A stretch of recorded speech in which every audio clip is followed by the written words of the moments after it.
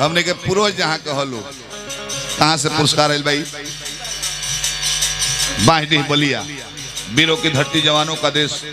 बागी बलिया उत्तर प्रदेश। वो जिला में हमारा बुझाता नहीं ज्यादा उन्हें काहे रही ले का है हमनी के इंजीनियर प्रोग्राम उन्हें ना होला हॉल को प्रोग्राम होई एक आध गो मंत्री विधायक 2-4-10 जना मुखिया जुटी हैं सुमिरन उड़ाए 10-15 हजार हो जाला वो नहीं का रुपया कोई करोड़ 5-6 करोड़ तो बलिया से ले लो तब का दिल्ली भैया के बार बार प्रोग्राम करते हैं जब 500 रुपया पुरस्कार रिश्तेदार बने का जाके रिश्तेदार बने कलबा सुर पूरा कर लगी है अब तो फेरा में हमारा के दल दल बने पूछी का है ए जाके निमक खइले बने नु ए जाके गार्जियन अपन गार्जियन जस बड़े बड़ा जल बनी तले चाचा चाचा जस बालू भाई भाई जस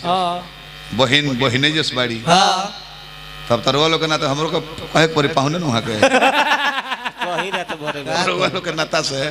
बाकी पाहुन है तो तनी हंसी मजाक के काट लेन चल जाई रात भर बांसडी के नहीं बांसडी के पाहुन महाराज जी बांसडी के पाहुन माने घर में बांसडी हनु वो है बांसडी के पाहुन है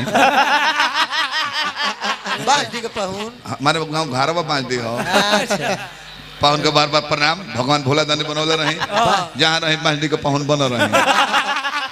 बांसडी वाला पाहुन दिल भाई जी का हार्दिक शुभकामना करते जा पद प्रतिष्ठा बना रहे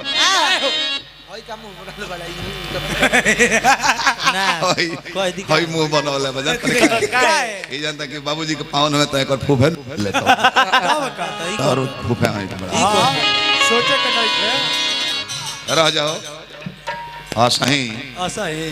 ना कुकुरा ला बतिया मन पड़ल हो 3 गो कुकुर यूनियन बांध कर रहत वाले कहां जमीन पर आसमान में दौड़त वाले